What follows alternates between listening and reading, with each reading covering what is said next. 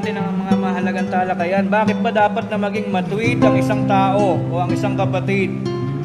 Sa daigdig o lalong-lalo na Kung ano nasa ating isip at nasa ating puso, yun ang ating magiging way of life.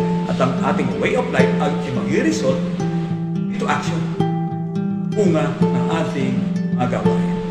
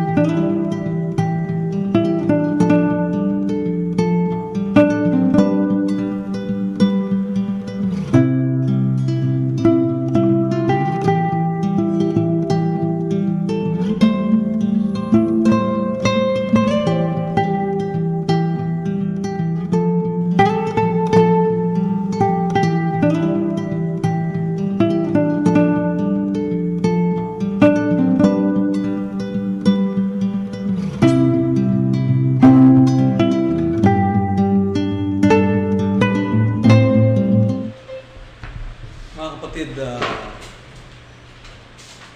isimula na po tayo sa ating banal na gampanin. At awitin po natin ang page 39, Samantalang May Buhay.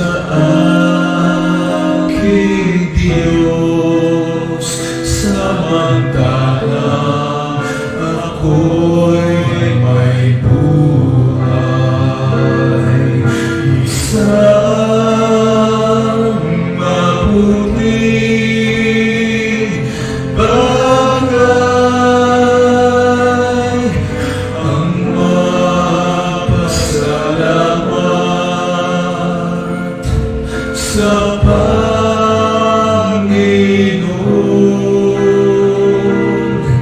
at umawit ng mga papuri sa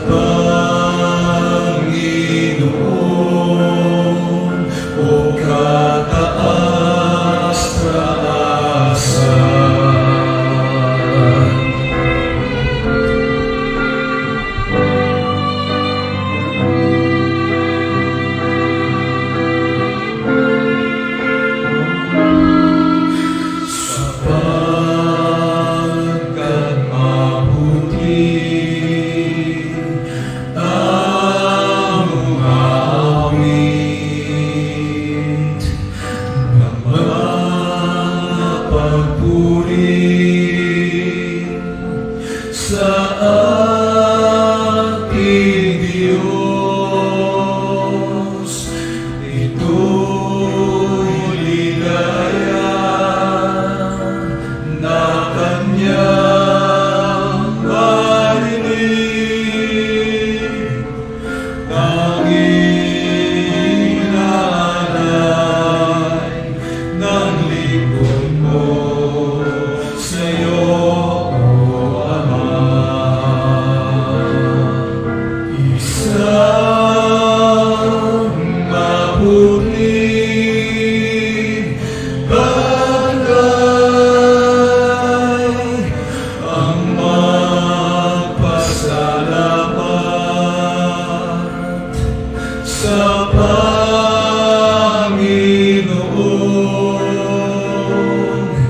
at umawit na magpapuri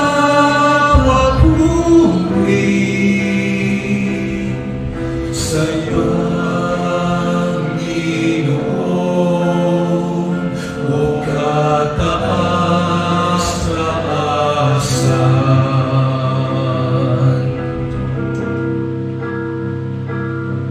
Sa Panginoon, o kataas-taasan.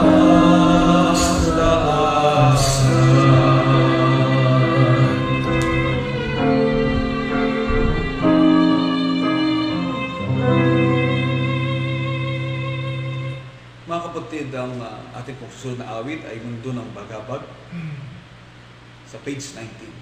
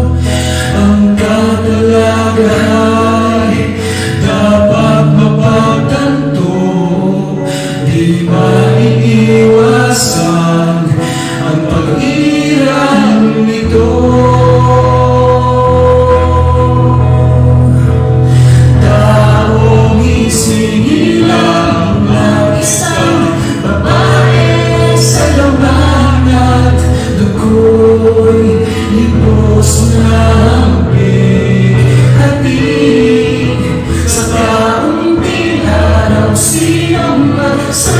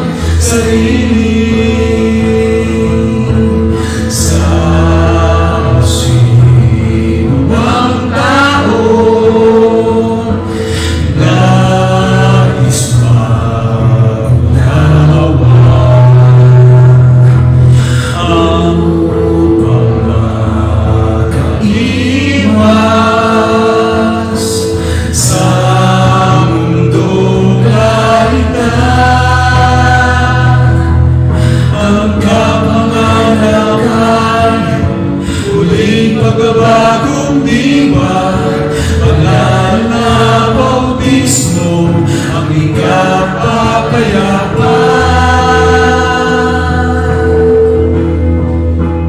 Taong isinilang na isang babae sa labanan, dugo'y libos na ambing ating sa kaunting araw. Sinong magsasabi na makapaglinis ng kanyang sarili?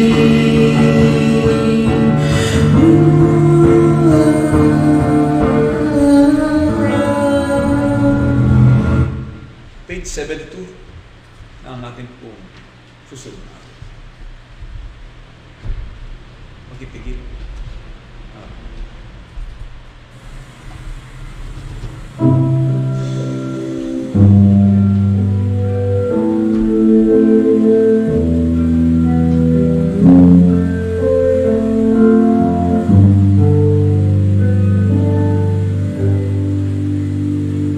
Kung ikaw magbibigay at hindi magpupuyan, ay masasayang lamang ang lahat ng iyong hikap.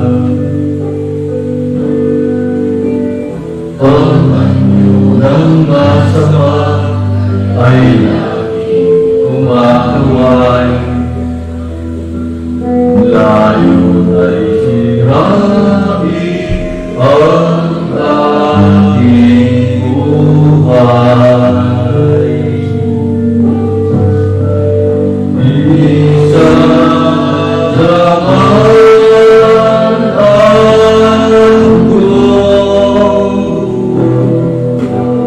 ang pag-ibig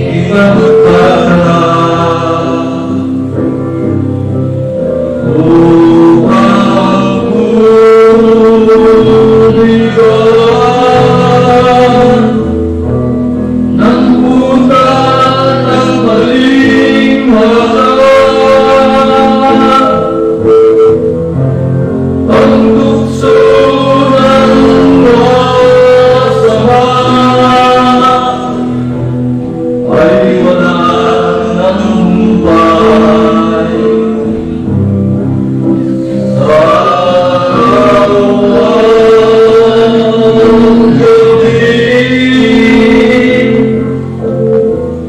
Ay lagi ng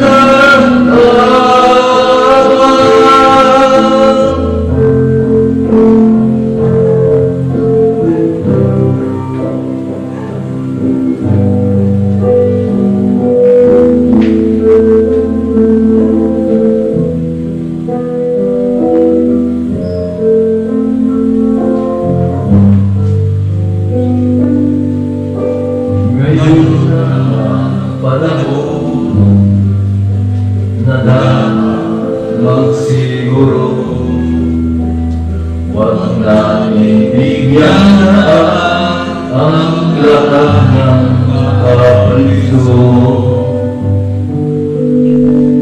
Ang labing panahon na sakripisyo,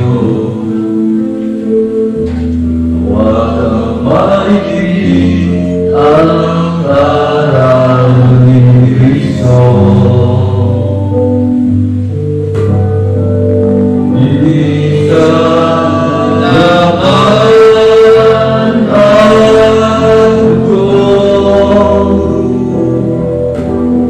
ang pag-ibig ang pagkakas.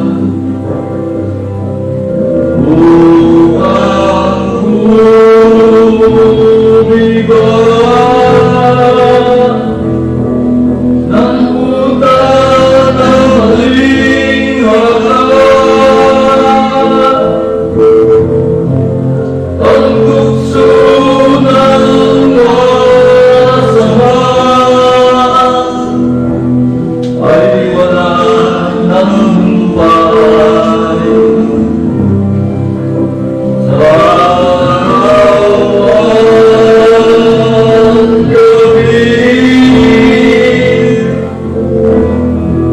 lagi nang nag-aabang.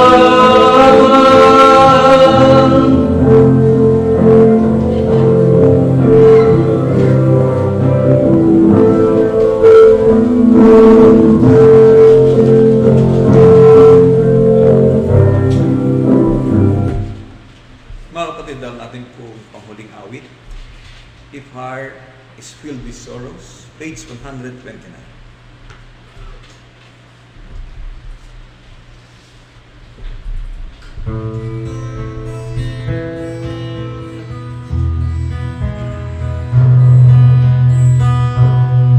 If in your heart is filled with sorrow, at every moment is full of sadness, don't be distressed on your good day. Remember, it is against me.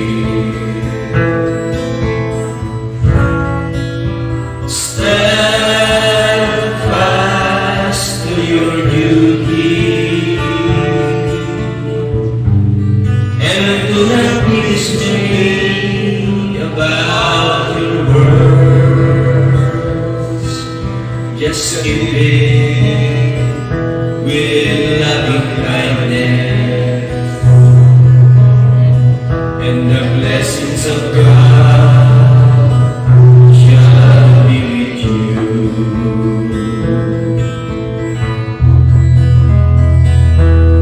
If in fulfilling you are persecuted, persecution or against, don't be worried, my friend. Remember, for God is love. Stand fast to your duty, and will not be dismayed about the world. Just keep it with loving kindness, and the blessings of God shall be with you. If there's a moment you are anxious and heart sufferings, your life, heart, mind, and soul, just read of the mercy of God, the Father. Stand fast to your duty,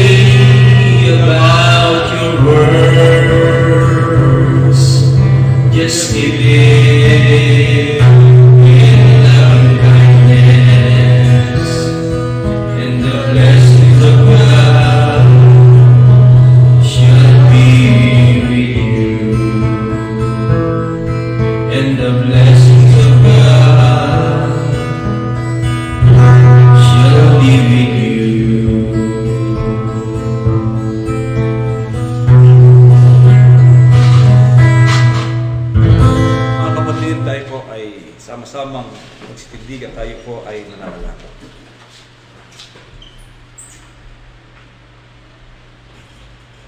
Panginoon namin Diyos, amang banal na makapangyarihan sa lahat.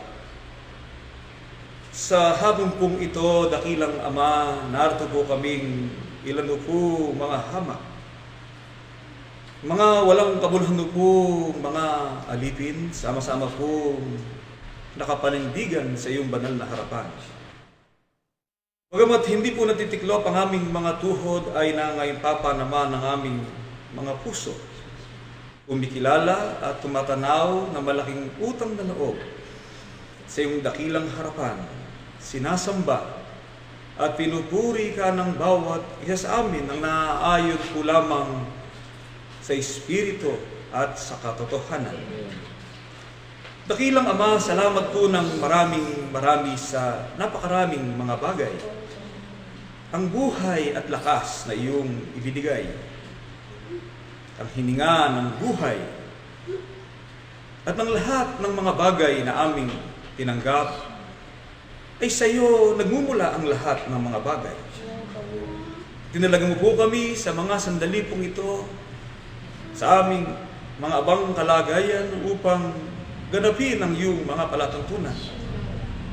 Ano pat sa lahat ng araw at sandali ng aming ikinabuhay, ginabayin po kami sa lahat ng sandali at oras ng aming mga kalagayan.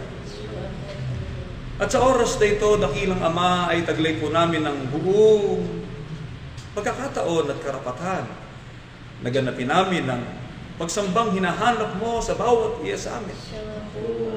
Dakilang Ama, ang higit sa lahat, na di po namin malimot ipagpasalamat, amin pong kilalanin at tanawing isang malaking utang na loob, ang salita ng buhay, ang katotohanan, ang liwanag na pinagkilala mo po sa bawat iya sa amin na siyang dahilan upang ikaw ay aming makilala na isang Diyos na lumikha ng langit at ng lupa, at makilala po namin ang iyong bugtong na anak, ang aming Panginoong Hesukristo, sa pamamagitan ng kanyang kamatayan at pagkabuhay na maguli, ay magkaroon kami ng dakilang pag-asa ng buhay.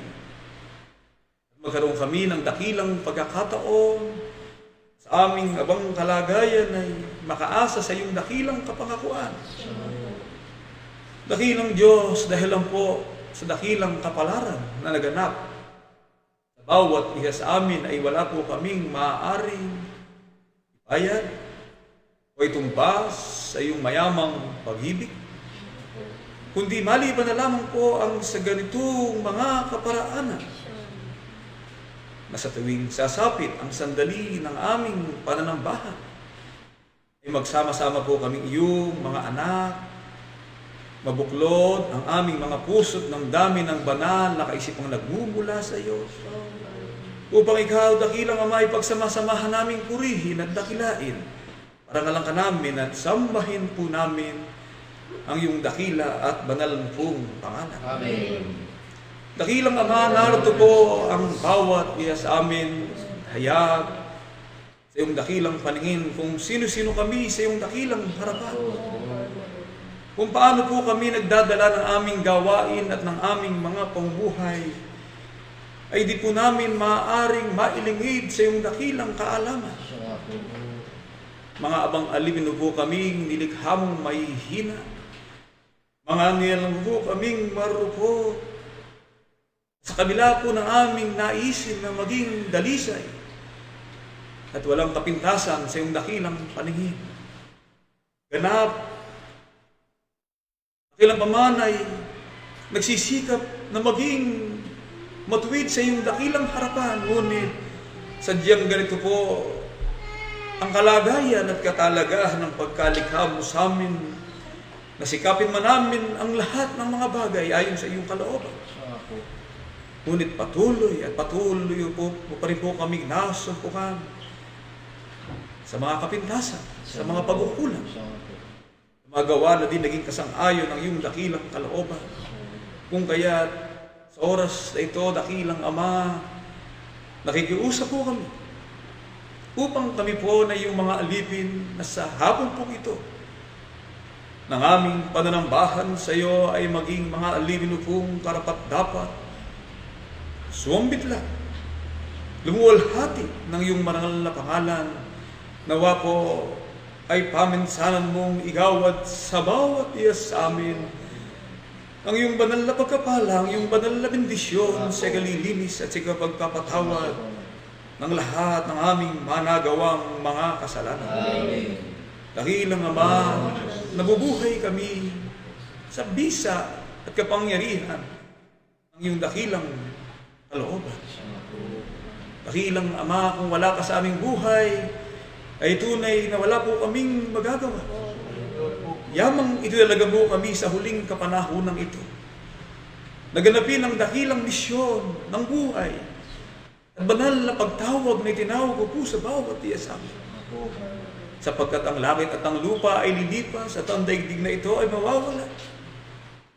At ang kapangyarihan ng muling pagkabuhay ay iyong ipatutupad sa panahong nais mo ng ganapin at kaukulang panahong magaganap sa aming kalagayan. Ngunit, tatapat po kami sa dakilang Ama sa aming kalagayan ito sa pamamagitan ng iyong mga makaral na kinakasangkapan na siya magtuturo sa amin ng lahat ng mga bagay. Ikaw ang may sabi na kung wala kang mga leader, kung wala kang mga sinugo, ay walang magiging katanggap-tanggap at magiging dapat sa iyong dakilang paningin. Dakilang Ama, inalago po ang iyong munting pangasiwaan sa panguna po ng aming matandang kapatid sa kasalukuyan. Kapatid na Ruel B. Santiago na siyang pangunahing inalaga mo na magkapatuloy ng banal na pangangasiwa sa iyong munting kawan na tinatawag sa iyong banal na pangalan. Siya at kami na iyong maangaral na hinira ay walang magagawa sa ganda ng aming mga sarili kundi ang aming lakas at kapangyarihan sa bisa ng iyong mga pagkapala ay magagawa namin na may buong linis at katapatan sa gitna ng iyong mga anak ang salita ng katotohanan at buhay na aming ihahatid sa kanilang kanduman. Siksik, liglig at umaapang ay tatanggapin ng iyong mga anak upang kung magkagayon ay makita mo po ang bawat iya sa amin na patuloy na lumalago sa karunungan at sa kaalaman, patuloy sa masiglang paglilingkod na siyang hahanapin mo po sa buhay ng bawat iya sa amin. Tulungan mo po ang iyong mga kinakasangkapan at ang lahat ng iyong mga anak sa bawat dako. Pabuklod kami ng sampag-ibig at pananampalataya nagmumula sa iyo. Igawad mo po ang iyong banal na Espiritu na magpapalala sa amin ng lahat ng mga bagay, na magpapalakas ng aming mga kalooban, na siyang papawi ng mga kabagabagan na nagaganap sa buhay ng sangkatauhan at ng buhay ng bawat iya sa amin. Ikaw ang makapangyarihang Diyos na siyang gumagamot ng lahat ng aming mga karamdaman. Iyayaan mo po kami ng kapayapaan ng buhay. Kumbaga mamarapatin mo po ng kalakasan na magagamit namin sa patuloy at patuloy na pagsisikap na ganapin ang iyong mga kalooban. Magising na palagi ang aming mga isipan. Mamulat na palagi ang mata ng aming mga puso sa mga bagay na karapat-dapat upang ang bawat iya sa amin sa panahon ng aming pamumuhay sa daigdig na ito na batbat ng kabagabagan, ng kapaitan, ng iba't ibang mga suliranin ng buhay, ng iba't ibang mga bagay ng kasalukuyan na hinaharap, ay makita mo po naman kami na mga alipin mo po matitibay sa pananampalataya, naguugat sa gawaing paglilingkod, anuman ang aming kaharapin, anuman pagsubok ng buhay ng aming harapin, maging kamatayan man ang aming sapitin, ang lahat ng bagay ay nangyayari sa pamamagitan ng iyong mga kalooban. At dakilang Ama, tulungan mo na po ang bawat iya sa amin na aming may panuto ang aming mga paglilingkod. Ano man ang bagay sa buhay na ito, ay ilayo po kami sa mga tukso na maaaring magbagsak ng aming mga pananampalataya. Kapag dapatin mo po kami sa iyong mga katotohanan, lubusin mo na po sana sa amin ang iyong mga kagandahang loob, na sa aming buhay at kalagayan ay marating namin ang sakdal ng paglilingkod na siyang hinahanda mo po sa buhay ng bawat iya sa amin.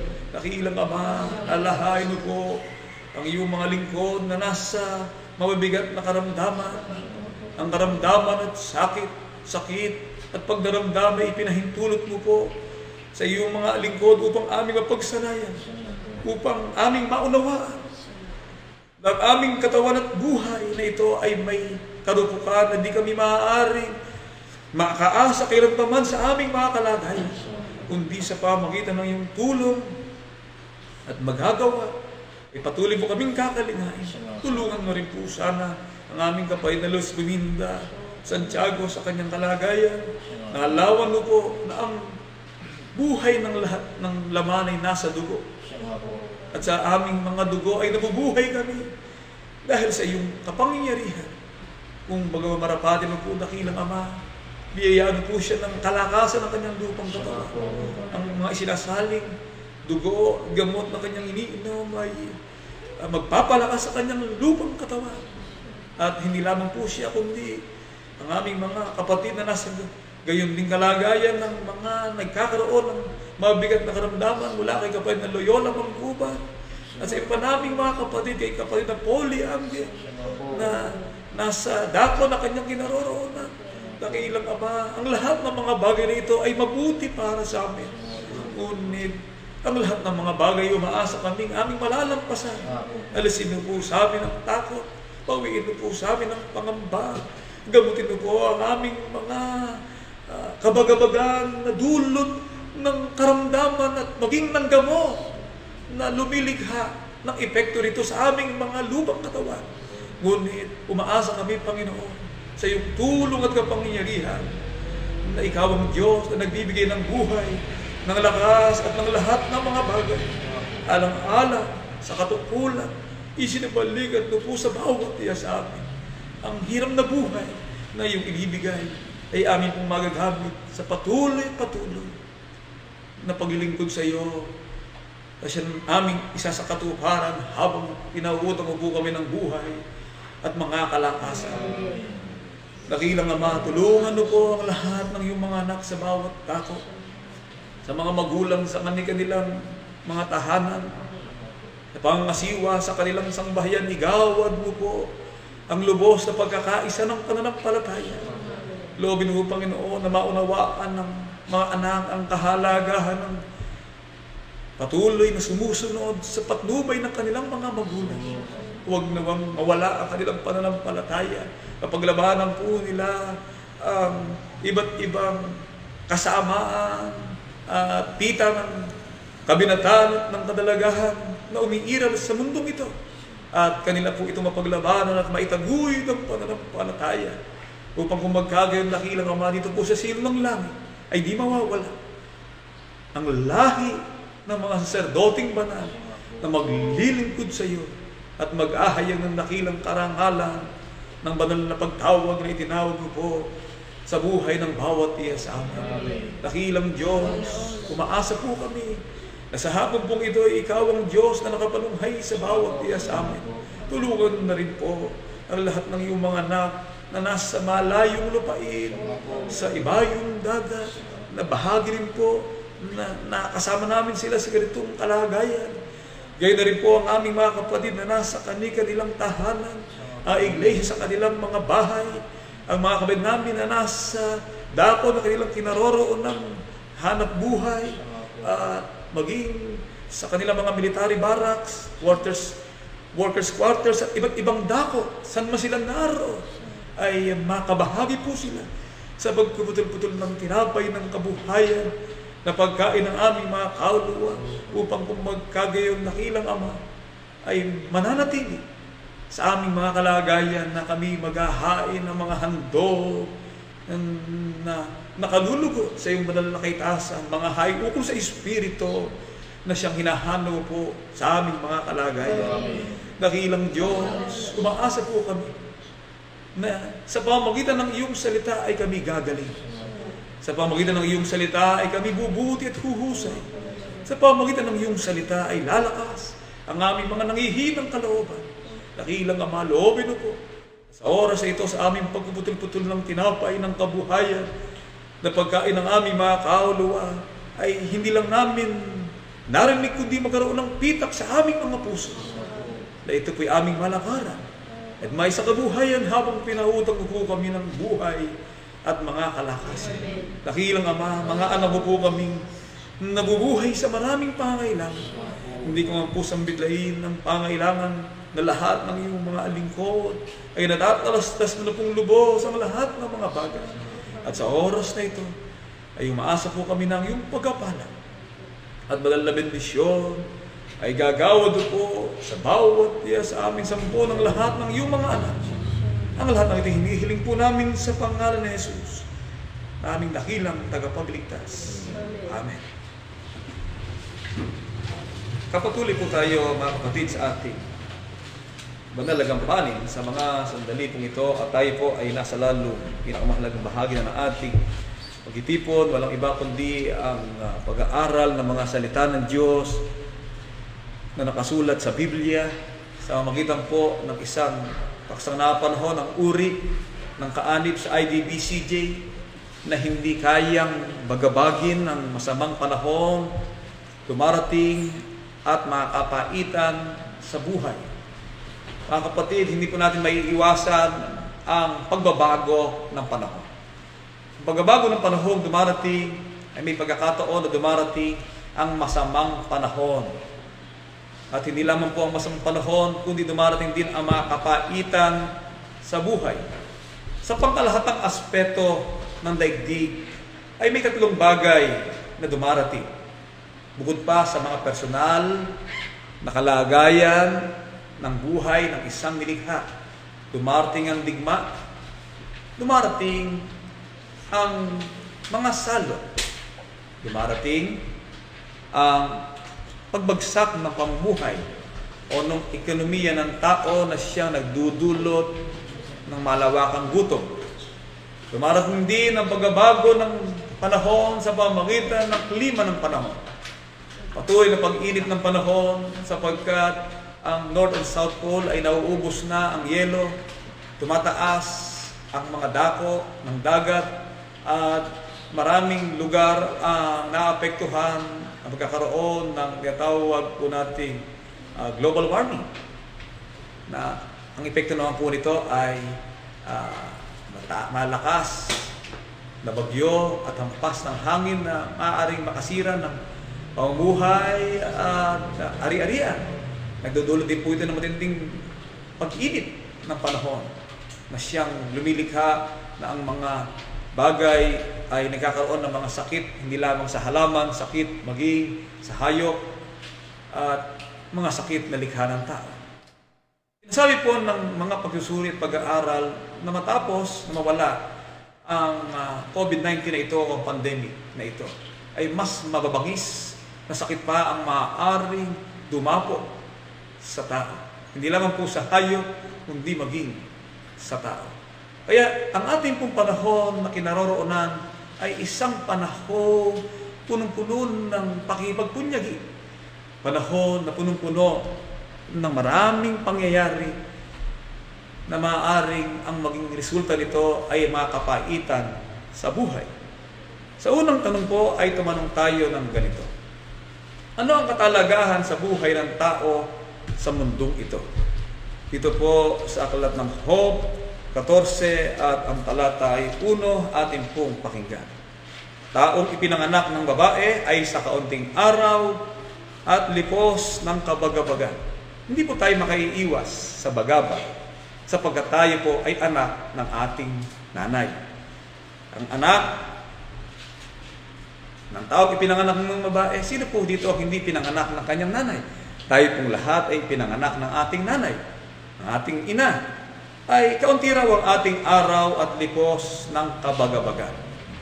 Makatuwid, ang panahon po ay may panahon nakaukol sa tao.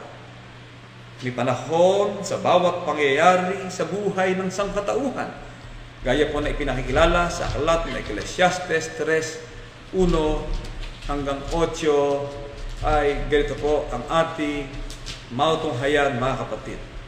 Sa bawat bagay ay may kapanahunan at panahon sa bawat panukala sa silong ng langit. Panahon ng kapanganakan at panahon ng kamatayan. Panahon ng pagtatanim at panahon ng pagbunot ng itinanim. Panahon ng pagpatay at panahon ng pagkapagaling. Panahon ng pag-iba at panahon ng pagtatayo. Panahon ng pag-iyak at panahon ng pagtawa. Panahon ng pagtangis at panahon ng pagsayaw. Panahon ng paghahagis ng mga bato at panahon ng pagipisan ng mga bato. Panahon ng pagyakap at panahon ng pagpipigil sa pagyakap. Panahon ng paghanap at panahon ng pagkawala. Panahon ng pag-iingat at panahon ng pagtatapon. Panahon ng pagbunit at panahon ng pananahimik. Panahon ng pagtahimik at panahon ng pagsasalita. Panahon ng pag-ibig at panahon ng pagtatanim. Panahon ng digma at panahon ng kapayapaan. Tinitiyak po sa mga talatang ito na may panahon. At kung dumating ang panahon na masama sa buhay ng tao, kung dumating ang panahon ng kapaitan, sino po ang makatutultul dito? Sino po ang makakahadlang dito sa pagsapit nito? Sapagkat ang buhay ng bawat isa sa atin ay itutulad lamang po sa buhay na kung paano ang isda at ibon ay nahuli sa masamang panahon. Sa Ecclesiastes 9 at ang talata ay 12, ganito po ang pahayag ng mga mangaral ng Diyos. Sapagkat hindi rin naalaman ng tao ang kanyang kapanahunan, kung paano ang mga isda na nahuli sa masamang lamba, at kung paano ang mga ibon na nahuli sa bitag. Gayon, ang mga anak ng mga tao ay nasisilo sa masamang kapanahunan pagka biglang nauhulog sa kanila. Kung paano po ang isang isda sa karagatan ng kaligayahan, sa karagatan ng kanyang masiglang paglangoy, na ang kanyang kalagayan at kanyang mga kasamahan ay masiglang tumutungo sa isang dako, hindi niya sukat akalain na yung lambat na inihagis ng maing isda ay siya na palang dulo at hangganan ng kanyang kalagayan, sapagkat pag siya nahuli ng lambat na yon, ang kanyang tungo ay sa kawali, kahit siya pa'y isang matapang na isda na ang kanyang pangalan ay Lapu-Lapu. Si Lapu-Lapu, asan ba ka si Lapu-Lapu? Nadunig ka, napirito na si Lapu-Lapu. Gaano man ang kanyang dangal at kalagayan, pag siya po ay nalambat na, tapos na siya. Mga kapatid. Kaya tulad din po ng ibon, ang ibon na masayang lumilipad, ang ibon na parut-paritos sa sanga ng puno ng kahoy, na ang kanyang huni ay hunin ng pagsasaya at hunin ng katuwaan at hunin ng kaligayahan. Ngunit hindi niya alam na sa unti-unti niyang paglilipad at pag ano ng kanyang mga pakpak, kanyang pagasbas ng kanyang mga pakpak, hindi niya sukat akalain na dumating na pala ang oras na siya ay tamaan ng isang mamimitag o mangaso o kaya ay isang ang uso po ngayon paghuhin ng ibon ay yung paggamit ng air gun, di ba? Sabi gumagamit ng air gun, yun ang isa sa paraan ng pagsilo. Hindi niya alam na yun na pala ang kanyang katapusan. Ganyan din po ang kalagayan ng ating buhay. Malakas tayo ngayon, maligaya tayo ngayon, masaya tayo ngayon, wala tayong karamdaman ngayon, pero hindi natin tiyak kung ano tayo at sino tayo at paano tayo sa hinaharap ng ating buhay. Mga kapatid, yan po ang kalagayan ng buhay nating mga tao. Kaya mahigpit ang tagubilin sa mga kaalip sa sitwasyon ng ating kalagayan. Sa 12:15 na aklat ng Hebreo, ay meron pong ganitong pahayag at inyong pakinggan, mga kapatid. 12:15.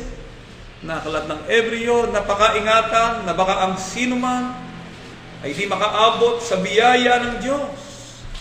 Baka kayo bagabagin ng anumang ugat ng kapaitan na sumisibol, at dahil dito'y mahawa ang marami.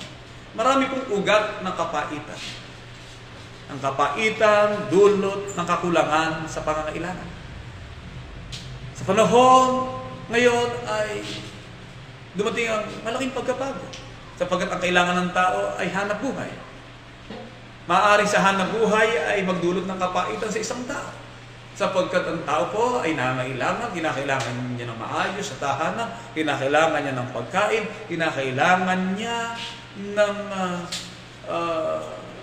pamumuhay at ng damit na kanyang isusuot. Kailangan din niya ng enerhiya at ng kuryente. May pangyayari po sa buhay ng tao na kagalitan ng kagalitan. Bakit ika nagkagalit? Punong-puno ika ng kapaitan. Ang kanilang pagsasama. Bakit? Dumating ika si Judith. Judith ika ng kuryente. Na-lockdown. 6 na buwang hindi nakapagbayad. Kahit sinabi po ng proseso ng Department of Finance na hindi ka sisingilin sa kuryente, pero itatakbo lang o lulundag lang ng ilang buwan, pero pagdating ng ganung panahon, babayaran na pa rin. Skyrocketing ang iyong bayarin.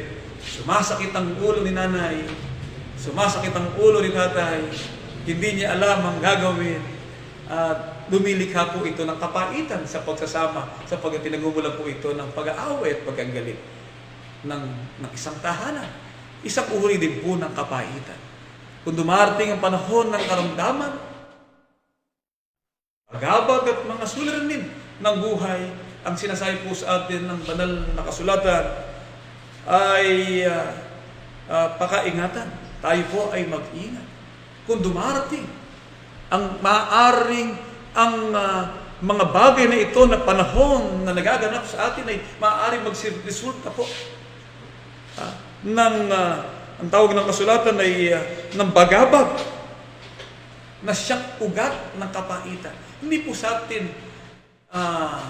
hindi po tayo makaiiwas sa tinatawag na bagabag. Sabi nga po doon sa ating awit, napakaganda po ng ating awit, ay yung pong tinatawag na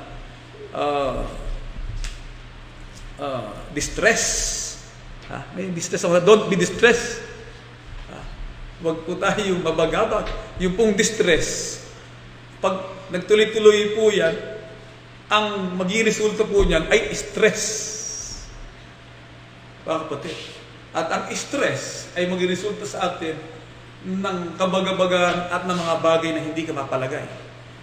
Ay sakit, nakaka-stress din po yan. Mga kapatid, sapagkat hindi lang naman ang iyong katawan ang nahihirapan nito, kundi bulsa mo ay may hirapan. Marami pong suliranin na maaari magdulot sa atin ng stress o distress, mga kapatid. At ang maaaring ibunga na dapat lang natin pakaingatan ay ang ugat ng kapaitan. Hindi baling ma-stress po tayo sapagkat yan po'y part ng ating buhay. Hindi baling makaranas po tayo ng tinatawag na bagabag sapagkat hindi may iwasan ng bagabag. Ang dapat lang natin mapigilan at malabanan ay ang kapaitan o ugat ng kapaitan, mga kapatid. Sapagkat ang ugat ng kapaitan, hindi baling mapait. Huwag lang po magkaroon ng ugat. Kasi ang ugat ng kapaitan ay kaguluhan, mga kapatid. Yun po ang idubunga o idudulot ng mga kapaitan sa buhay. Hindi na maiiwasan ito sapagkat ang bitterness ay part ng buhay sapagkat hindi nga po ito natin maiiwasan at dapat nating maunawaan. Saan po ba nahalin tulad ang kalagayan at kakayahan ng tao sa kanyang sarili at hindi kayang maiwasan ang dumarating na masamang panahon? At mga kapaitang nagdudulot ng bagabag at pamimighati sa buhay na ito. Naalala ko po nung araw, kahapon ay may mga lawyers. Sabi isang araw, mga lawyers sa Maynila, grupo siya ng mga senior citizen, ay nag-file sa Supreme Court ng isang tinatawag na petition na bawalin na haragin ng mga matatanda sa paglabas. Kasi ang matatanda malapit na rin kang mamatay eh. Kinakailangan na hindi kang maligayahan na sila sa buhay. Bakit may kahahadlangan pa? Kasi po, ang epekto ng tinatawag na quarantine ay nagdudulot din ng stress eh. Kasalog ka lang ng bahay, hindi ka pwedeng lumabas, hindi ka pwedeng magtrabaho, hindi ka pwedeng, kasi ang edad mo mahahawa ka ng karamdaman. Pero ikaw matatanda, may edad na rin eh. Kinakailangan din kasi sila lumigaya na sa last days of their life para ako may katwiran din. Yung sinasabi na yun. Sapagkat matandaan na eh. Ang dapat nga doon, palayain na. Ang nangyari po sa panahon ito at kalagayang ito, hindi natin alam ang punot dulo ng lahat ng ito. Mga kapatid, na maaaring resulta rin ito ng sapagkat bagamat sinasabi natin ito isang salot na nangyayari, tuloy naman ng tuloy ang pagkakahawa. May nagkaroon lang na localized lockdown. Meron din tayo mga kapatid na nagkaroon ng COVID pero hindi po sila nawawalan ng pag-asa. Kasi ang problema ng pag na-COVID, lockdown din ka, may COVID din ka. Pero ang mga Pilipino, may bago pong pag-aaral. Pag ikaw ay dugo ng isang alipin, ay hindi ka tatamaan ng COVID. Ano bang dugo yan? Type O. Type O. Pag type O, kami bago pag-aaral, pag ang dugo may type O, hindi ka basta-basta tatamaan. Eh, ano po yung kapatid ko, ano pa ako type ng dugo mo? Type AB ka ka. Eh, dugo maharli ka pala. Pero ako, dugo O. Type O. Kaya pag type O ka, medyo dugo yan ng mga Pilipino. Dugo yan ng karaniwang mamaya. Kaya wala akong nakitang nagka-COVID na taong grasa. May nadinig ko ba kayo? Si Denver. Kailan si Denver? Yung kahit saan maihi, doon umiihi. Pag naihi sa harapan ng tindahan, iihi ang tindahan. May konti sa buhay. Ba't ako hindi nag-face mask? Hindi naman na siya tinatamaan ng COVID. Sapagkat parang taong grasa na rin. Kaya mga kapatid, ano pong ibig sabihin? May dumarating yan sa buhay nating mga tao. Hindi natin alam ano ang posibleng mangyari, ano ang magaganap. Pero huwag natin kahilimutan na ang buhay ng tao ay inihalintula lang po sa Alipato, Pope 5 at ang talata po ay 7. Ganito po ang ating matitiyak, mga kapatid. Kundi ang tao ay ipinanganak sa kabagabaga, gaya ng alipato na umiilang lang sa itaas. What is alipato? Ganyan daw po ang kalagayan ng buhay nating mga tao na ipinanganak sa kabagabagan, gaya ng alipato na umiilang lang sa itaas. Ang alipato po ay isang salita na mataas na uri ng Tagalog. Pero kung atin pong aalamin, ang kahulugan ng salitang alipato ay ito po ay isang maliit na bahagi ng baga na lumilipad. Nakita na mo ba kayo na nagsiga kayo? May apoy, hindi ba? Yung pong kislap na pumapailang lang habang yun ay nagsisiga ka, maaaring yung dahon. Nakita kayong dahon na nagbabaga, maliit na dahon. Yung pong kislap ng liwanag na yon na nagbabagang maliit na bahagi, yun ang tinatawag na alipato na umiilang lang at hindi po nagtatagal ang kanyang ningning. Pag nakarating na in a certain portion ng pag-ilang lang, ay biglang nawawala yung ningning na yon at siya'y nagiging abo. Kaya pag lumabas na gano'n, yun ay galing ka sa alipato, yung tumatama, yung sumasama sa hangin. Pero yun is a small part of the wood or small part of the fire, small part ng baga na umiilang lang. Mga kapatid, yun po ang tinatawag na alipato na ang kanyang ningning at ang kislap ng kanyang liwanag ay hindi nagtatagal sapagkat isang sandali lang ang taglay niyang ningning, parang kwitis sa kagandahan, ngunit saglit lang pagdating ng certain point ng kanyang pagtaas, then siya po ay magdadaon. Ganyan po ang buhay ng tao. Sa pag-aaral po naman ng tinatawag na statistics, tinatawag po itong sigmoid curve. Letter S, sigmoid. Yan. Talagang masiglang umaakyat. Na pagdating sa tipping point sa dulo, unti-unti siyang bumabagsak. Ganyan po ang kalagayan ng buhay ng tao na kung susukatin po natin, yung tinatawag na kaginhawahan. Yung susukatin po natin yung kasiyahan ng ating pag-iral, mas kakaunti ang panahon na tayo nasiyahan kaysa panahon, mga kapatid, na tayo ay naghirap. Hindi ba? O sa pag-aaral, napakahirap mag-aaral lang. Nahihirapan na raw mga estudyante ngayon sa pag-aaral. Kaya nga si Kapatid Jacob, wala po dito. Nagkapatsyuto doon sa kanyang tiyahin dahil nga maraming assignment. Yung mga bata, tinatapos nila hanggang hating gabi. Ginhawa ba o hindi? Mahirap. Pero ano ang naisin na pagkatapos ng mga kahirapang yon, pagkatapos ng mga pagsisikap na yon, ay sila'y makahanap ng trabaho. Pero wala ng trabaho na maibibigay. Wala na mapupuntahan ang mga Pilipino. Napakahirap na nating buhay, nating mga Pilipino. Kung sabihin nga, at umaasa na lang maaari doon sa ibibigay ng ating pamahalaan na tinatawag na amelioration. Kaya ako pinahihirapan kapag naaral. Hanggang ngayon, di ako nakatatanggap. Ng amelioration, di ako isinali. Kayo ba nakatanggap na?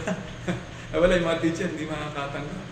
Kaya ang ating Pangulo ay meron ding binabalangkas na mga programang pangkabuhayan na tinatawag na COVID law, sa tinatawag po nilang national budget para sa susunod na taon, ilang trilyong piso para malabanan ng epekto nito. Economic impact nito sa buhay ng tao. Kasi po, pag bumagsak ang pamumuhay, mga kapatid, ng isang bansa, nakaka-apekto po yun sa marami.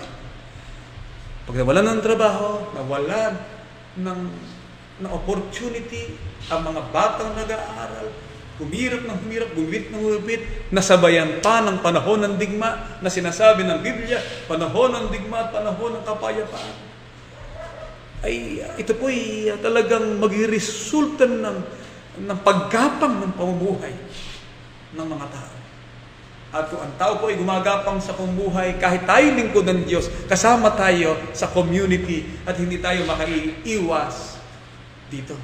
Gayunpaman, kung ganun po ang kalagayan nating mga tao, may panahong ito'y gaya ng alipatong iiral at mawawala, gaya rin po ng damo na sa kanyang kakisigan at sa kanyang alunti ang kulay. Dumarating po na siya'y natutuyo. 1.24 na akalat ng unang Pedro ay ganito po ang ating may siguro. Sapagkat ang lahat ng laman ay gaya ng damo at ang lahat ng kanyang karangalan ay gaya ng bulaklak ng damo. Ang damo'y natutuyo at ang bulaklak ay nalalanta. Ang buhay nating tao ay gaya ng damo at bulaklak nito. Panahon, ito'y sariwa, pero pagdating ng isang panahon, ito po'y natutuyo. Kung ganito ang kalagayan nating mga tao, paano po siniguro ng banal na kasulatan, talagang marupok ang ating buhay. Hindi po matatag at matibay ang ating buhay. 103:15-14 na aklat ng awit ay ganito po ang ating masisiguro, mga kapatid. 103:15 at 14. Tungkol sa tao, ang kanyang mga kaarawan ay parang damo. Kung paano namumukadkad ang bulaklak sa parang ay gayon siya. Sapagkat naalaman niya ang ating anyo, kanyang inaalala na tayo'y alabo. Tayo po'y alabo. Hindi po tayo iiral na mahabang panahon. Masinin po ninyo ang inyong mga larawang alaala. Pero po kayo tinatawag na family album, di po ba? Minsan pine-Facebook yan. Sa kanilang, nung bata pa si Isabel. Cute ika ng bata ngayon. Para ikaw si tagubok. Laki la ika ng pisngi. Tagubok na tagubok ika. Sarap ikang pisilin ng pisngi. Tuwan-tuwa tayo sa kalagayan ng tayo maliit pa.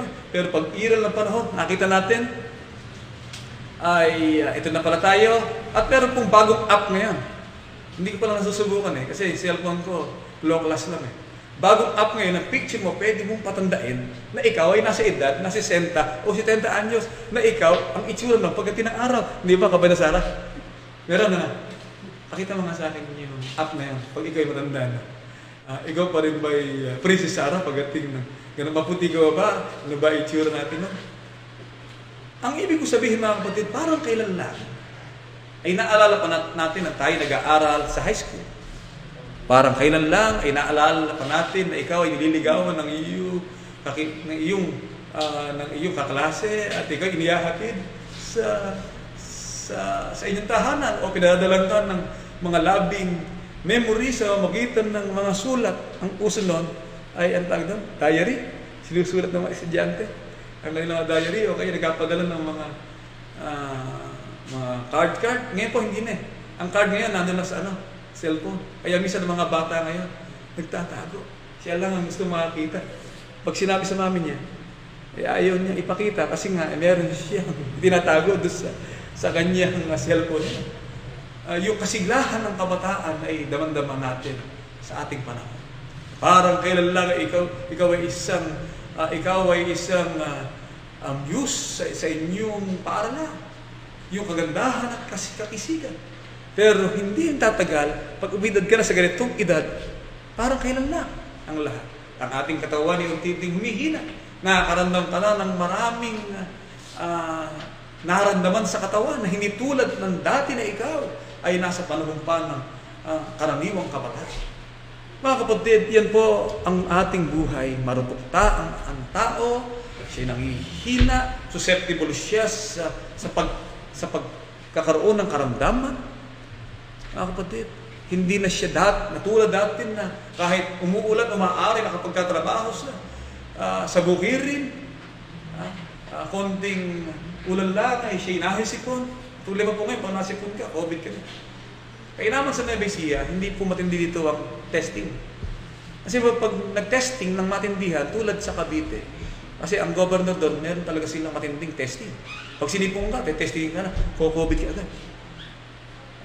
Eh ang COVID po, napakalaki ng panakot na itinakot niya sa tao. Na parang ang lumilitaw, ang may hawak ng buhay ng tao, ay COVID. Hindi niya napansin unti-unti. Parang ang nakokontrol, ang isip at pasya ng tao na hawak ng mga pharmaceuticals na sila lang ang may susi at may hawak para ikaw ay mabuhay. Dito po inais ipakita sa pag-aaral na ito, mga kapatid, na hindi tayo dapat lubusang mabagabag sa pamamagitan ng mga ugat ng kapaitan. Nais ipakita po sa pag-aaral na ito na merong Diyos na nagbibigay ng buhay, ng hininga at ng lahat ng bagay. Pag sinabi ng Diyos, period, dito ka lang. Kahit anumang dahilan ng pagkaramdam, maaari mo ikamatay, yun na ang katapusan mo. Sapagkat ang buhay nga natin mga tayo gaya ng isla, hindi natin alam kung kailan tayo lalambatin. Hindi natin alam kung kailan tayo kakaliwitin ng kalawit ng kamatayan. Mga kapatid, sapagkat ang kalawit ng kamatayan ay nagaganap sa ating mga buhay sa isang panahon na itinakda ng Diyos. Kaya kung dumating man ang kabagabagang ito, dumating man ang kahirapang ito, dumating man ang karamdamang ito, dumating man ang digmaang ito, sa hinaharap ng buhay, tandaan po natin, hindi sila ang kukuha ng ating buhay, kundi ang Diyos na nagbibigay ng buhay, ng hininga at ng lahat ng bagay ang may-ari nito. Mula po dito ay makaiiwas tayo ng lubos na pag-aalala. Alisin po natin ang stress sa ating mga kaisipan. Minsan po kasi ang katawan ng tao, may iba't ibang katawan. Meron talagang malakas sa hirap, sa sakit. Pero meron namang konting bagay lang ay maaari kang, kasi tinatawag na brain functions natin. Kung minsan meron ka naramdaman nag-iisip ka na kung ano-ano. Mga kapatid. Doon sa kalagayan ng ating Kabanayola, ay minsan sinasabi niya, bakit hindi mo wala sa pag-iisip niya? Part po din ni Sister yon ng tinatawag na gamot. Minsan pag yung gamot may side effect na tinatawag.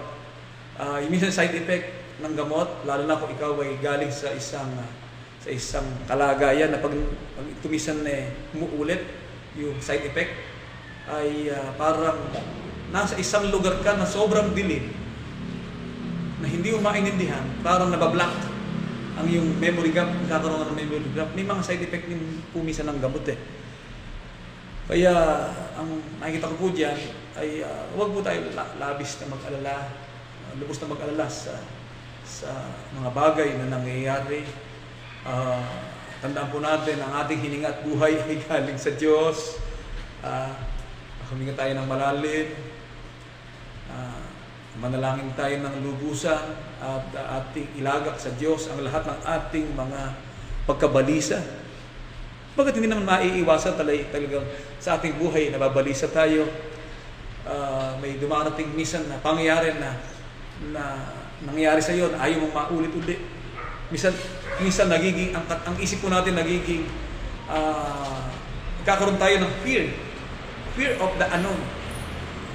Fear of the unknown. Isa pong uri din yan ng tinatawag na takot, na natatakot ka sa isang bagay na hindi mo tiyak.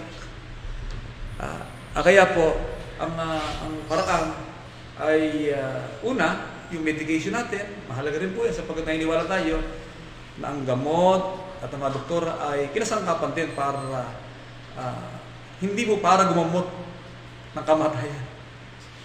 Ang mga doktor at mga gamot ay nariyan para magdagdag at makatulong sa tinatawag na pagsugpo ng isang karamdaman.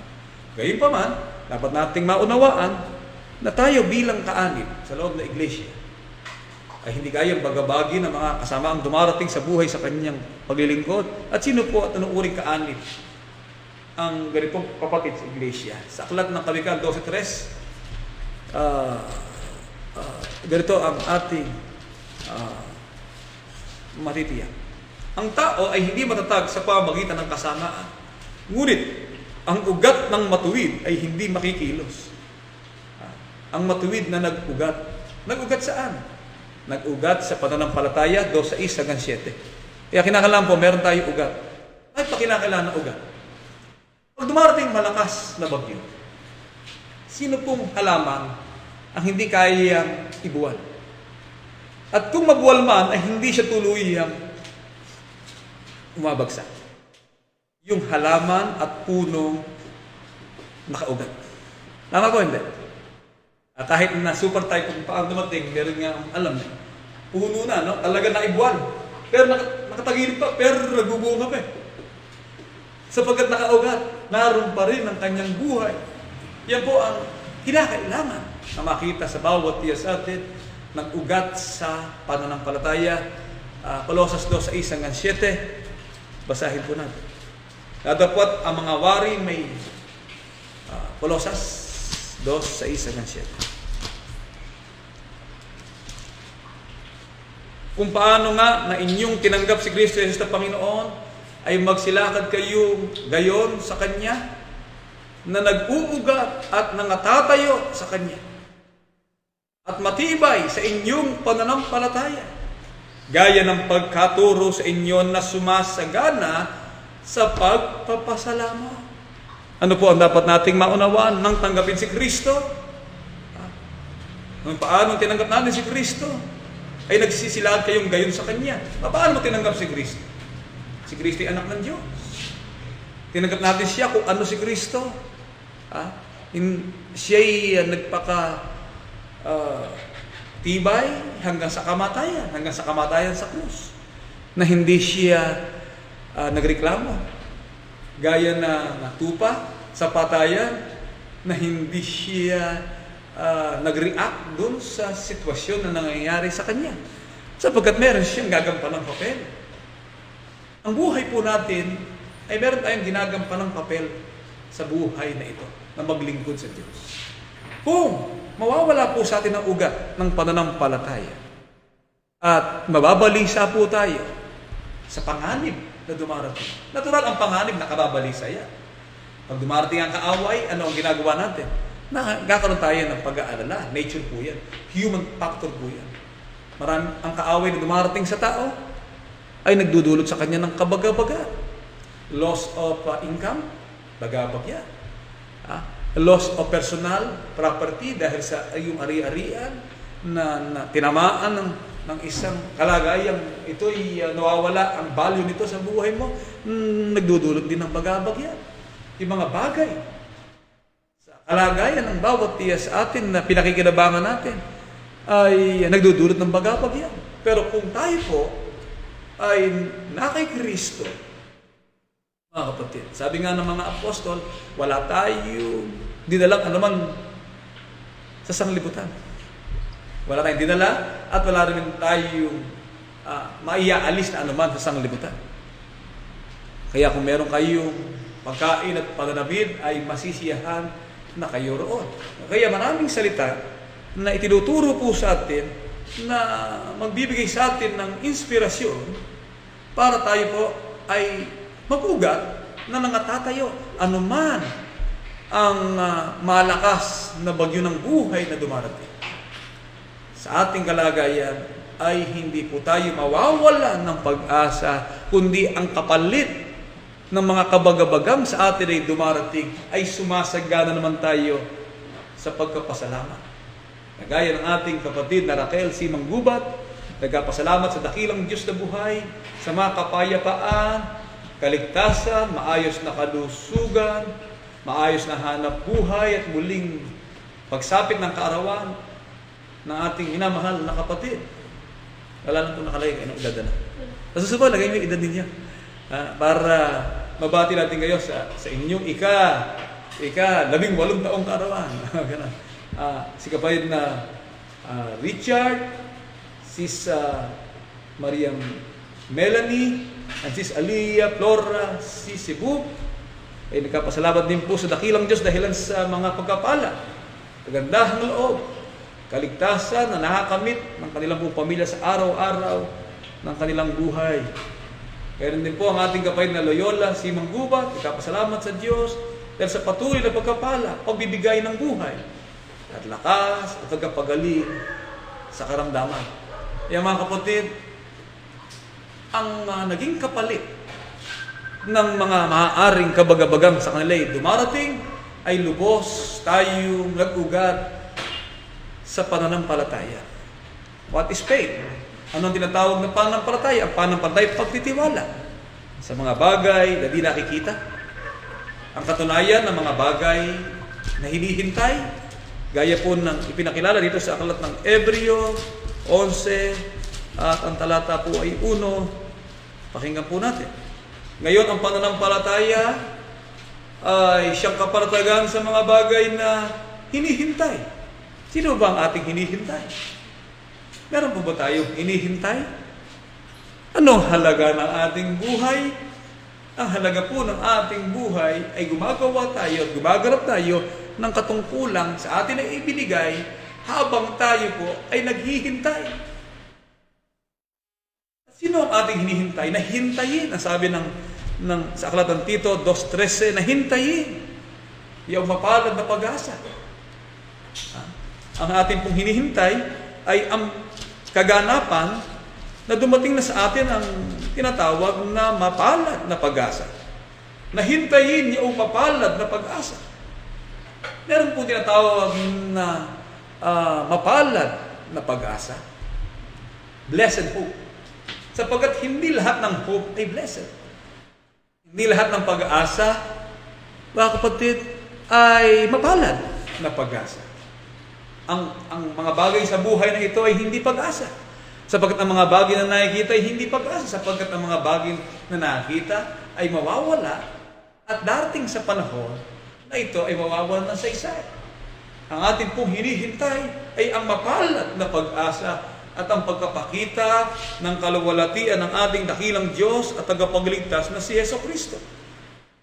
Kaya po, ang pananampalataya, sabi ng banal na kasulatan, ay kapanatagan. Pag ikaw ay panatag, ang tanong po, paano ka magiging panatag kung ikaw ay may karamdaman?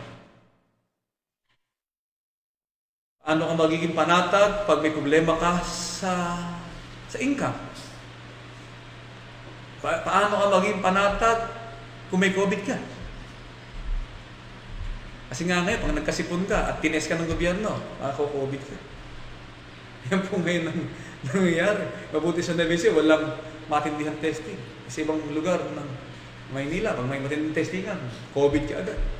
Paano magiging panatag kung lumiliit ang kita mo? Paano ka maging panatag kung tumatanda ka na at hindi ka na makalasap ng masarap na pagkain? Mga kapatid, ang eksplanasyon po ng kapanatagan, sapagkat meron kang hinihintay.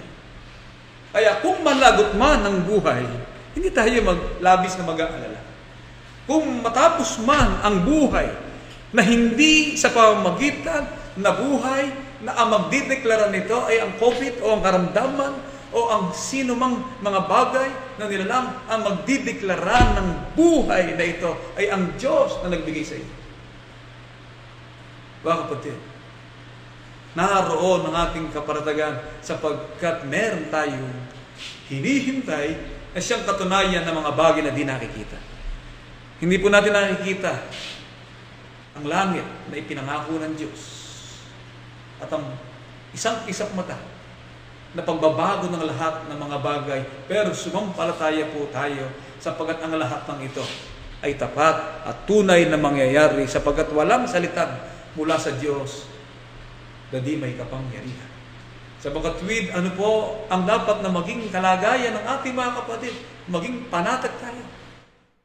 Nakaugat sa ating pananampalataya na dumating man ng mababangis na hangin ng panahon na itinuturing na masamang panahong dumarating at makapaitan sa buhay.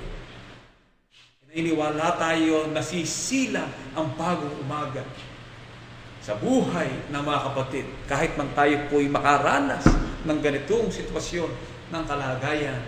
Paniwalaan po natin, sampalatayanan po natin. Hindi lamang po tayo, kundi ng una pang mga patriarka ang ranas ng ganitong kalagayan na mula sa kamatayan ng kawalan ng pag-asa, sa dilim na bumalot sa kanilang kalayaan at pamumuhay, ay muli silang bumangon. Muli silang umahon sa putik ng pagkakalugmok. Sapagkat mayroon Diyos na nagbibigay ng pag-asa sa kanyang mga lingkod. Kaya sa mamagitan po ng lubos na pagtitiwala sa kanyang salita, the power of the word, sa mamagitan ng kapangyarihan ng salita, mga kapatid, nalikha ang langit at lupa sa pamamagitan ng salita. Ang tao po'y nakaranas ng kamatayan sa pamamagitan ng salita. Ang dagat na pula ay nahati sa pamamagitan ng salita. Napatigil ang pag-ikot ng mundo. Napatigil ang paglubog ng araw sa pamamagitan ng salita. Sapagkat sa pamamagitan ng salita ay nangyayari ang lahat ng bagay. Kaya, in this very word, doon din sa salitang iyon, ay sumasampalataya tayo, panatag tayo magpapatuloy, anuman ang kaharapin ng ating buhay. Dito po sa aklat ng Colosas 1:23, ay ganito po ang ating mahisiguro, mga kapatid, kung tunay na kayo mamamalagi sa pananampalataya, at nababao at matitibay, at di makilos sa pag-asa, ayan po di makilos sa pag-asa sa ebanghelyo na inyong narinig, na ipinangaral sa lahat ng mga nilalang sa silong ng langit, na dito akong si Pablo ay ginawang ministro. Mahalaga po na hindi tayo makilos sa pag-asa sa ebanghelyo. Sumampalataya po tayo sa salita. Minsan sa buhay po natin kinakapos tayo ng pananampalataya sapagkat tayo tao. Hindi po tayo iba kay St. Peter. Si St. Peter ay apostol, pero may panahon na sinanghina. Si St. Peter ay isang apostol, pero may panahon na sinag-alinlangan. Sabi ng ating Panginoong Kristo, lumakad na dito, Pedro. Ako nga. At si Pedro ay lumakad, at nang paglakad niya sa dagat, ay unting-unting lumulubog si Pedro. Ang sabi niya, Panginoon ko po, mamamatay po ako.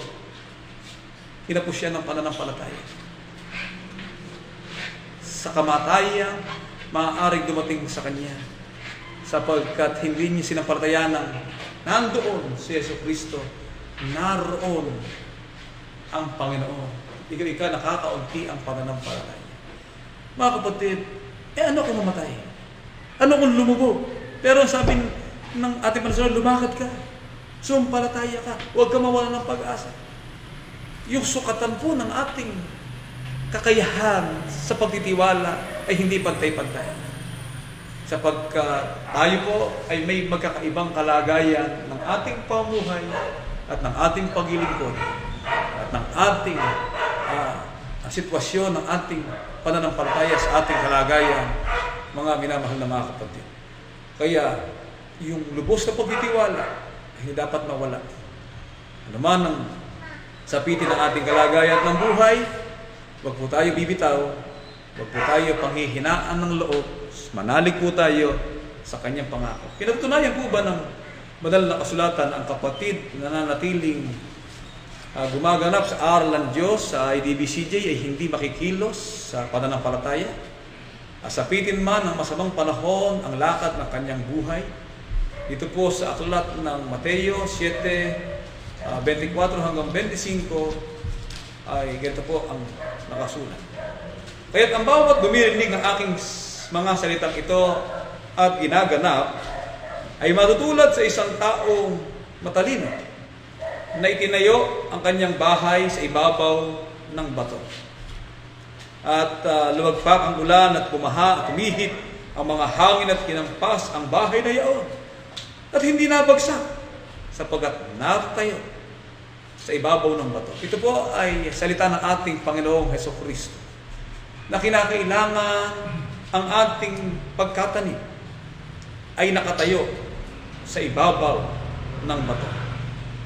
Sapagkat ang tahanan, ang bahay na nakatayo sa ibabaw ng bato ay lumagpak man ng ulan, bumaha at tumihip ang mga hangin at pinampas ang bahay na iyon. Ang larawan ng ating buhay ay gayon din. May darating na malakas na hangin at malakas na patak ng ulan at malakas na bagyong darating sa ating buhay. Na pag ikaw ay nasya ng bagyong iyon at kinapos ka ng tiwala, ay maaaring bumitaw ka sa pananampalataya at isipin mo, bakit ka pinarurusahan ng Diyos? Bakit ganito ang Diyos sa buhay mo? Sapagkat kinapos ka ng tiwala. Ngunit sumasampalataya po tayo, mga kapatid, na muli tayo itatayo ng Diyos. Dumating man ang panahon ng unos ng buhay. Gaya na po ng sinabi ko, may naghihintay na bagong umaga. Hindi ba ang kamatayan ay pagparoon sa isang dako ng pagkatapos? Pero naniniwala tayo na sa isang mata, mga kapatid, ay babangon tayo ayon sa kanyang wangis sa isang bagong umagang inihanda ng Diyos sa ating kalagayan. Ganon din po ang dapat nating maunawaan, mga kapatid, sa ating kalagayan ito sa buhay. 24:16 ang aklat ng Kawikaan. Ganito ang ating masisiguro at inyo pong pakinggan. 24, ang talata po ay 16. Sapagkat ang matuwid ay nabubuwal na makapito, ay bumabangon uli. At matindi po ito. Ang matuwid daw ay nabubuwal na makapito. Ngayon, ito pong pagkabuwal na tinutukoy, hindi po ito pagkabuwal sa pananampalataya. Sapagkat may talata pong sinasabi si Apostol Pablo, mabuti sa kawalan ng pananampalataya ay nangabali sila o nangabuwal sila. Hindi po ito pagkabaling ito o pagkabuwal na ito ay pagkabuwal sa pananampalataya. Ito po ay pagkabali o pagkabuwal sa nalarawan ng matitinding problema ng buhay, ng mga kalagayan na dumarating sa buhay ng tao na hindi karaniwang nagaganap. Gayon pa man, mga kapatid, hindi sila tuluyang bumabagsak sapagkat makapangyarihan ng Diyos na muli siyang itayo. Mga kapatid, kaya nga ang sabi sa atin, manatili tayo nakatayo. Nag-uugat sa pananampalataya, kasi pag bumagsak ka sa pananampalataya, nahiwalay ka sa pananampalataya, hindi ka na makakabangon. Kaya iba po yung pagkabuwal sa pananampalataya. Iba po naman itong lingkod na kung dumating man na siya'y mabuwal, makapit to siyang mabuwal, ay makapit to siyang babangon ulit. Pinakikita po ito na hindi tayo nawawala ng pag-asa anuman ang matitinding bagay na dumarating sa ating buhay. Mga kapatid, marami pong sufferings na maaaring dumating. Loss of loved ones, nawala ang mahal mo sa buhay. Matindi po yan. Nawalan ka ng anak. Humina ang hanap buhay mo. Nawalan ka ng trabaho. Nawalan ka ng kaibigan. Nawalan ka ng lupain. Larawan po ng mga kapaitan at masamang panahong dumarating. Sa buhay nga po ngayon, natin din ng healthcare. Problema ng gobyerno, tinatawag na lang PhilHealth na yan. Bayad yan ng bayad. Wala palang kamunasan na binabayad mo. Sapagkat mayroong malaking butas na dumidiretso sa kabangyaman sa bulsa ng mga ilan. Lugi na raw, isang taon na lang ang epekto nito. Pag nagkasakit ka, hindi ka makagamot. At hindi po ng healthcare niya pag hindi natin alagaan ang ating katawan. Kaya po pagsisisi po na kayo, talagang magkaroon na po kayo ng tawag na preventive maintenance. Merong tinuro si Juan Claver noong araw na yun, dahon-dahon na brad. Yung mga dahon-dahon, yung almawa ay ikaw ay namamaga ang paa, nagnanana, ang gawin mo doon, mukha ka ng dahon ng bayabas. Langgasin mo. Sumasakit ang tiyan mo, maglaga ka ng dahon ng bayabas. Antibiotic din yan. Huwag palalain ang karamdaman sapagkat napakahirap din po ng healthcare sa ating panahon. Pero ngayon pa man, ang mga kapatid, ano man mangyari, muling tumatayo paglipas ng unos, 2:21 na aklat ng kawikaan.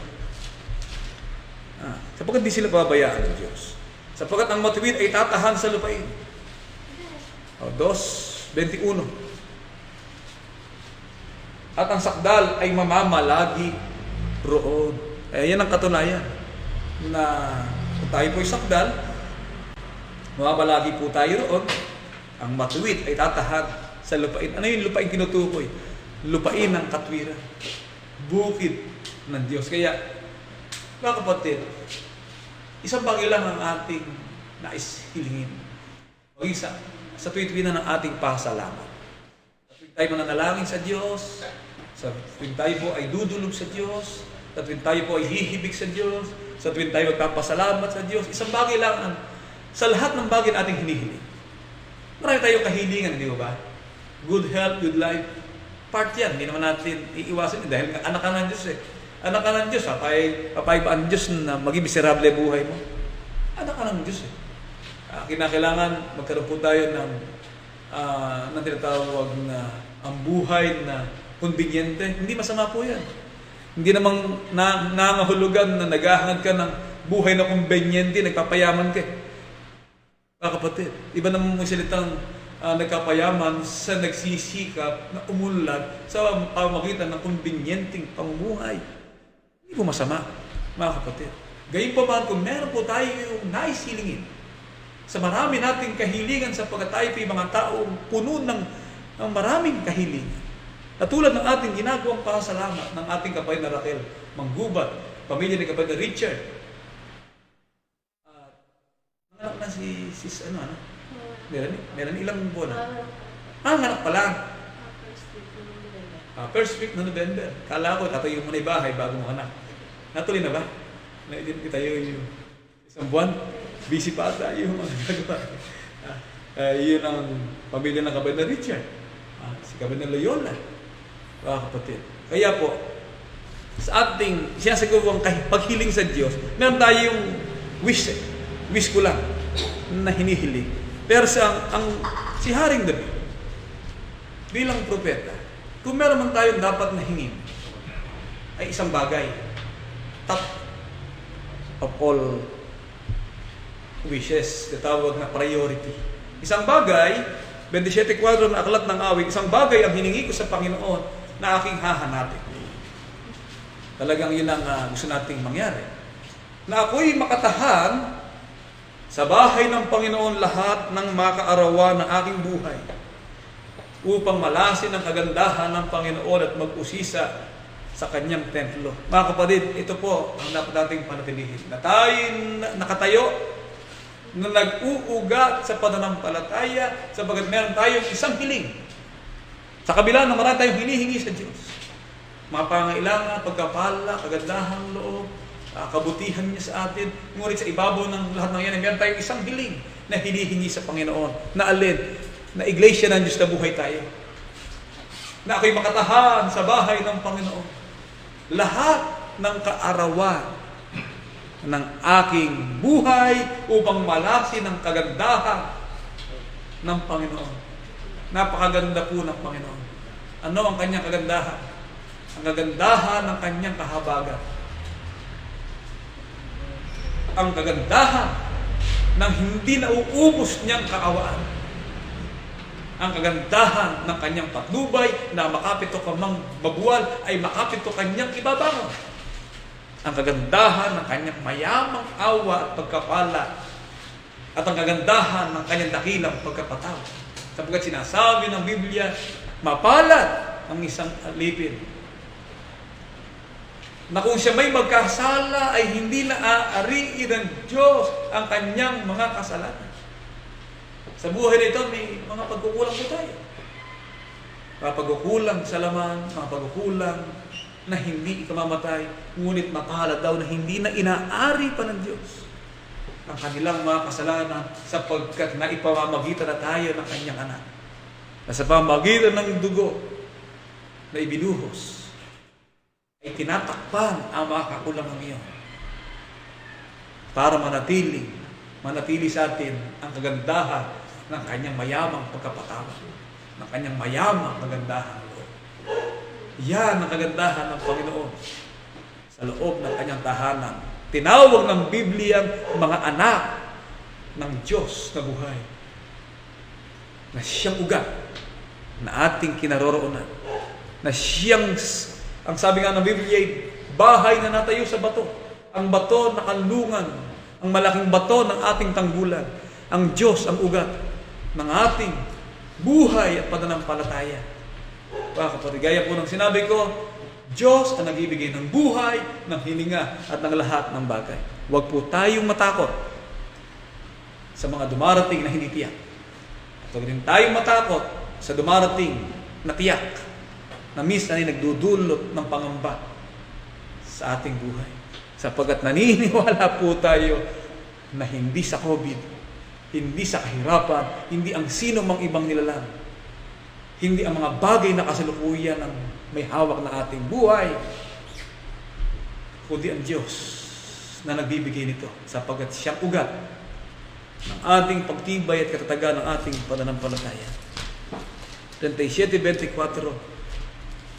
na akalat ng awit. Ganito po ang nakasulat at pakinggan po natin, mga kapatid. 27:24. Bagamat siya'y mabuwal, hindi siya lubos na mapapahiga, sapagkat inaalalayan siya ng Panginoon ang kanyang kamay. Ako'y naging bata at ngayon matanda, gayon may hindi ko nakita ang matuwid na pinabayaan. Ni ang kanyang lahiman ay nagpapalimos ng tinapay. Si Haring David sa kanyang karanasan, ito po'y karanasan, hindi niya sinabi ito kung hindi niya naranasan. Ako'y kayo naging bata, matanda na ika ako. Nung sinabi ika ni Goliath,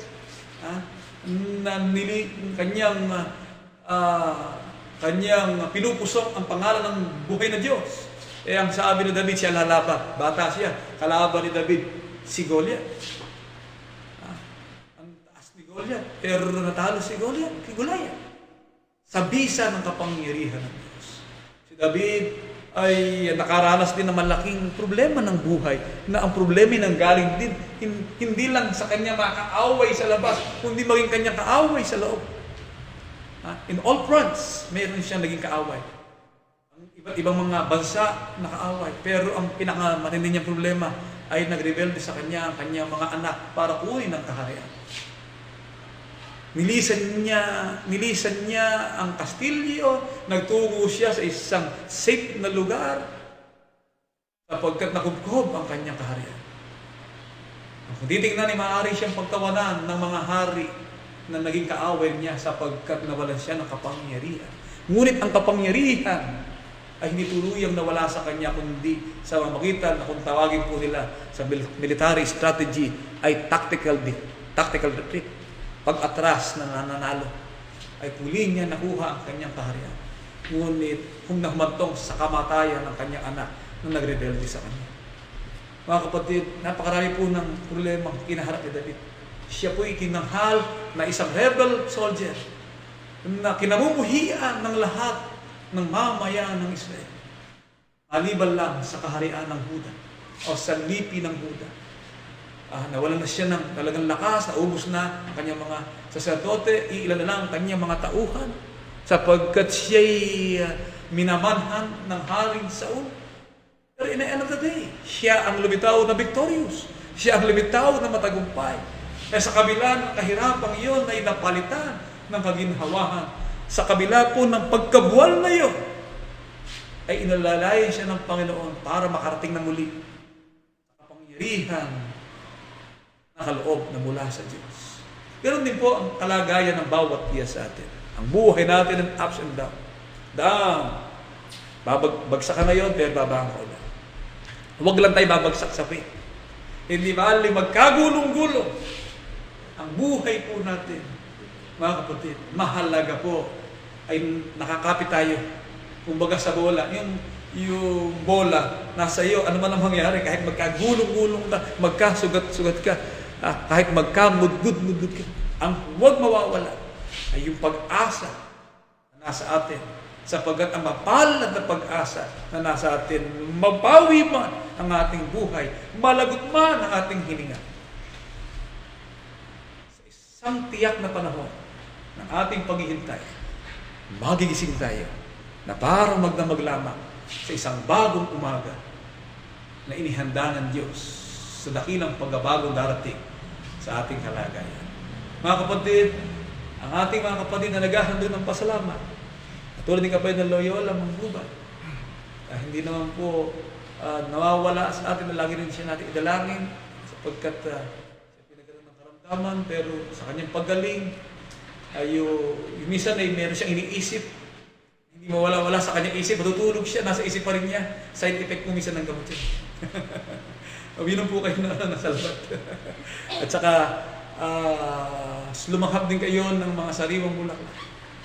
At minsan ginagamitan ng tinatawag na aromatherapy. Ikaw ay sinuhot ng yung mga aroma para ma-relax ang isip.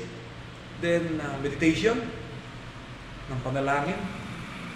Kapatid, part din ng healing yan. Kasi pagka talagang matataas ang uhin ng gamot mo, minsan merong side effect yan. Hindi mo lang minsan naalaman. Tatay ko minsan di side effect pag umiinom ng gamot. Pag kinausap mo, iba sagot doon. Paliwanag doon sa sagot. Ganyan po tayo. Mas mahalaga, tuloy tayo. Huwag tayo titigil. Hanggang sa makaring tayo sa dulo ng ating pamumuhay at pag-isikap.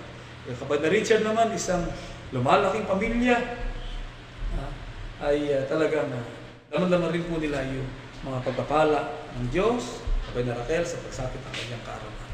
At sa pagkakataon pong ito, marito kayo sa bisa ng karapatan, nagkatiwala ng Diyos sa kanyang mangaral na kinakasangkapan. Tanggapin po ninyo ang basbas na kanyang kinakasangkapang mangaral na mula sa ating Panginoong Diyos.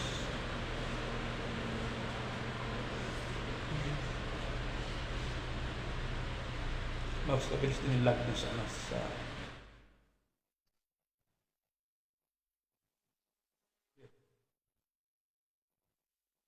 5 seconds lang.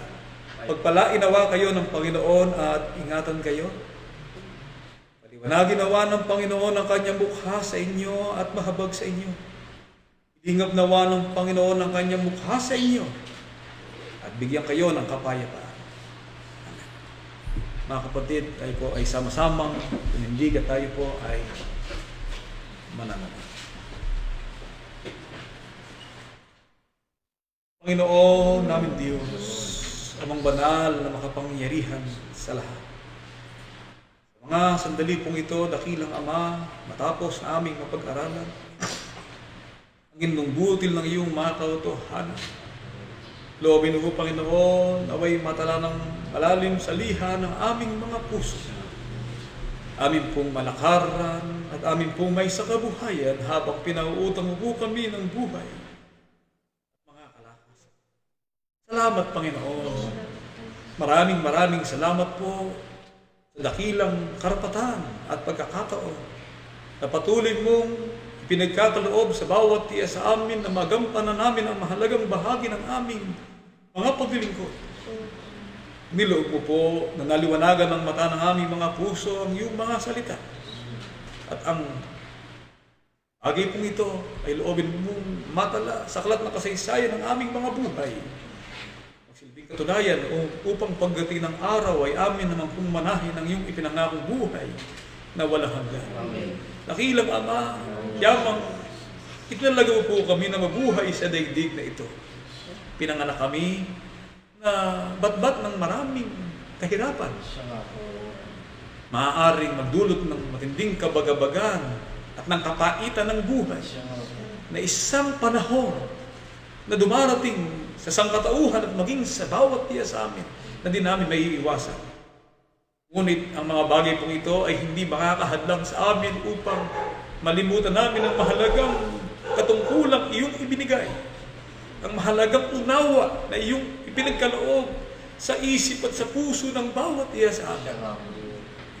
Ng lahat ng mga bagay, ikaw ang nagbibigay ng buhay at ng hininga at ng lahat ng mga bagay at ikaw ang dakilang Diyos na patuloy na magmamalasakit sa bawat iya sa amin at hindi magpapabaya na kung kami man ay mabuwal sa iba't ibang kabagabagan ng buhay at kahirapan at suliranin ay hindi mo kami pabayaan sapagkat ikaw ang may sabi na sa anong paraan hindi mo po pabayaan at sa anong paraan hindi mo po kami pagkukulangin.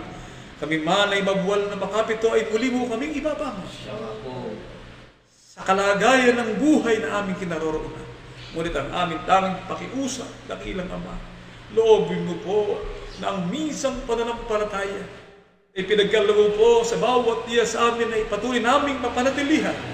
Ang salita ay aming mayakap hanggang sa aming kamatayan, mag-ugad na may buong kalakasan upang kung magkagayon, manatili po kami na naghihintay sa isang mapalad na pag-asa ng aming pagbabagong kalagayan sa isang buhay na walang hanggan. Dakilang Ama, narito po ang iyong mga alipin naghahain ng pasalamat. Ginugulita po nila, inaalala po nila ang mga kagandahang loob na walang sawang ibinibigay mo sa kanilang mga buhay. Muli, pinasabit mo pong muli si Kapatid na Nakalmang Gubat na kanyang kaarawan. Pinagpaala mo rin po ang pamilya ng kapatid na Richard sa kanilang kalagayan. Gaya na rin po ang aming kapatid na Loyola Manggubat sa kanyang kalagayan. Haliin mo po isang masarap na sanyong nakalulugod sa iyong banal na kaitaasan ng kanilang mga pag-aalay.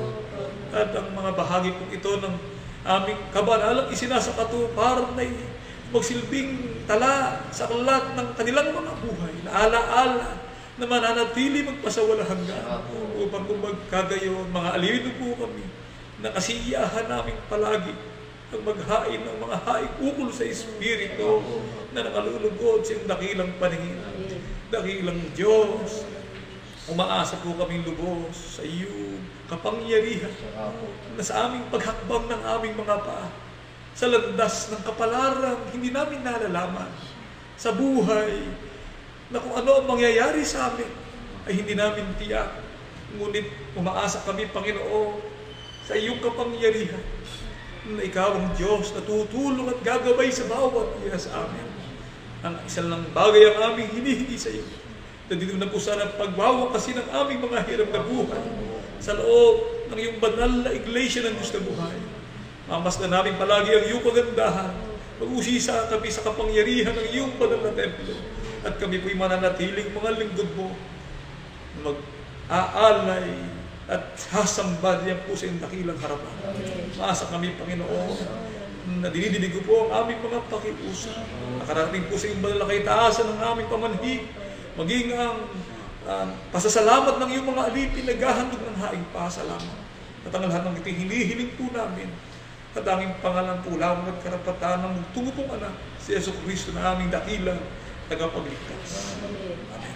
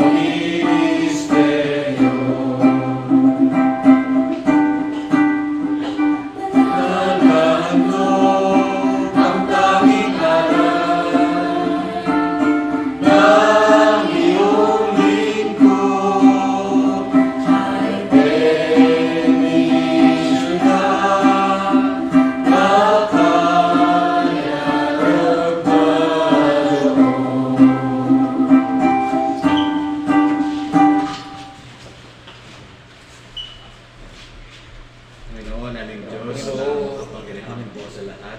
Narito po taglay po sa aking mga kamay ang naging bunga ng pag-ibig at pananampalataya ng bawat isa sa amin. Gawin po sa aking magamit lamang po ng mga pangasiwangan sa lahat. Lalong po ay ilalaganap ng mga banal na mga katwiran. Upang dito po sa silong ng langit ay di mapupulaw yung mga ating pupurit at dakilasa yung kabanal-banalang Panginoon. Amen. Panginoon, aming Diyos na makapangyarihan ka po sa lahat, lubos po ang aming pagtitiwala. Ang salaping ito, gayon din ang mga nakayanang handog ng mga anak mo, nagpasalamat sa hapong ito ay naging isang masarap na samyo na kalulugod sa iyong naging. Madala po sa itong kabanana sa aklat ng aming mga buhay upang manahin ang po namin ang pinapangako mo pong buhay na walang Amen. Panginoon, aming Diyos na lubos sa lahat. Hindi po namin makalimutan ang dalangin sa iyo, kami yung mga anak na kinakasangkapan sa dakilang gawain. Naway pagkakalooban niyo po sana kami Panginoon ng mga pagkakataitang kasangayan lamang po ng banal na kalooban upang ang mga bahagi po nito ay magamit sa pagtupad sa mga tungkuling niyata mo sa aming mga buhay. Amen. At kung ito ay aming ihiling at nasasalamatan sa tayong pangalan at kalapatan ng aming mananakop na si Kristo. Amen. Doxologia, mga kapatid.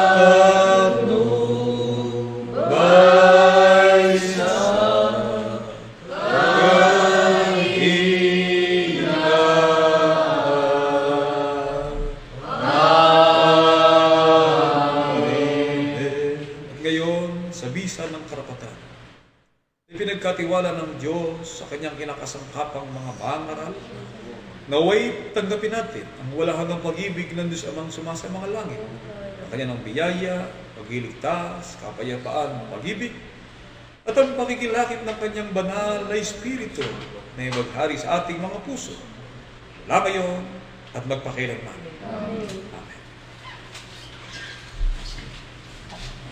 Amen.